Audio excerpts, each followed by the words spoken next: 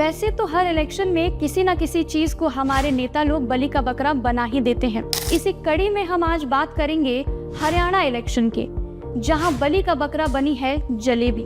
जी हां, आप सही सुन रहे हैं। अब जलेबी भी बोल रही होगी कि आखिर यहाँ पे मेरा क्या कसूर है।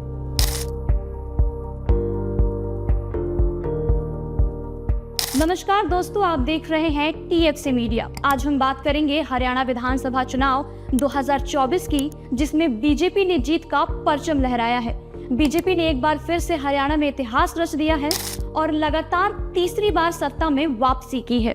ये जीत न सिर्फ बीजेपी के लिए बल्कि हरियाणा की राजनीति के लिए भी बहुत अहम है। इस बार के चुनाव में बीजेपी ने बड़ी चतुराई के साथ अपनी रणनीति बनाई और मुख्य मुद्दों पर अपना ध्यान केंद्रित किया।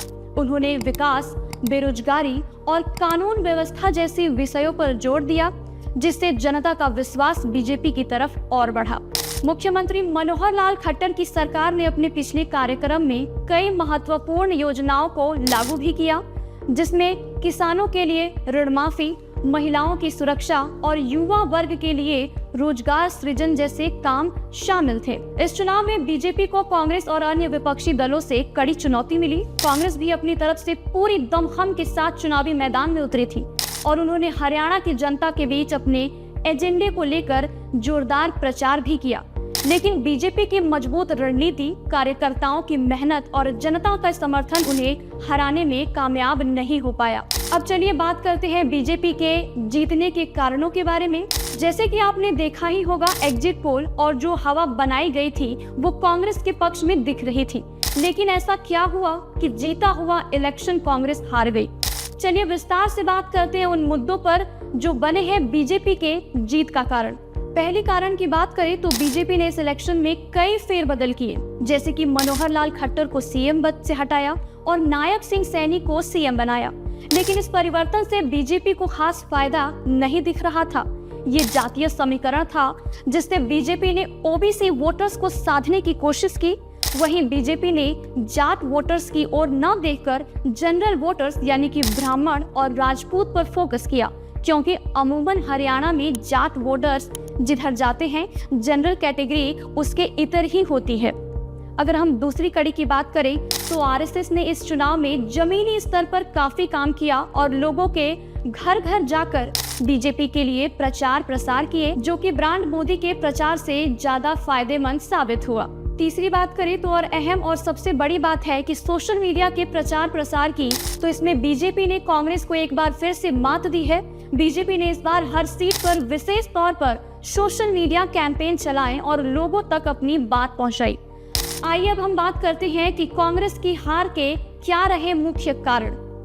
वैसे तो कांग्रेस ने इस बार एड़ी चोटी का ताकत लगा दी हरियाणा इलेक्शन जीतने के लिए, लेकिन जो आंकड़े आए उन्हें देखकर कांग्रेस भी चौंक गई। कांग्रेस ने इस बार इलेक्शन से पहले ही अपनी जीत मान ली थी, जबकि उसके पास इतने सुनहरे मौके थे जैसे कि आंदोलन, पहलवानों का विरोध और अग्निवीर जैसे मुद्दे, जो बीजेपी के लिए चुनौती से कम नहीं थे। अब वो कहते हैं ना, हार तब नहीं होती जब हार आपके सामने दिख रही होती है, हार तब होती है जब आप हार मान लेते हैं। लेकिन बीजेपी ने हार मानी नहीं और वे लगातार लड़ते रहे, जो उनके पक्ष में रहा। कुछ प्रमुख मुद्दे जिसकी वजह से कांग्रेस को इस चुनाव में मात मिली है, उन पे बात कर लेते हैं। तो पहला है आंतरिक कलह। पार्टी के अंदरूनी मतभेद और गुटबाजी ने कांग्रेस की छवि को काफी नुकसान पहुंचाया है। कुमारी शैलजा और हुड्डा के बीच हुई कलह के कारण पार्टी को काफी नुकसान हुआ और यह वोटर्स में विश्वास पैदा करने में असमर्थ रही। दूसरी बात करें तो विकास के मुद्दे पर फोकस का अभाव भी दिखा। जनता का विश्वास पाने के लिए विकास और रोजगार जैसे मुद्दों पर कांग्रेस का फोकस कम दिखा। राहुल गांधी ने इसे मुद्दा बनाने की कोशिश की, लेकिन ज्यादा फोकस फ्री की रेवड़ियों पर रहा। पढ़ी लिखी जनता को विकास चाहिए, सिर्फ फ्री से काम नहीं चलेगा। संगठनात्मक ढांचे की कमजोरी थी। राज्यों में संगठनों को मजबूत बनाने के लिए काम नहीं किया गया, जिससे जमीनी स्तर पर पार्टी की पकड़ कमजोर रही। इलेक्शन मैनेजमेंट को और बेहतर तरीके से मैनेज किया जा सकता था।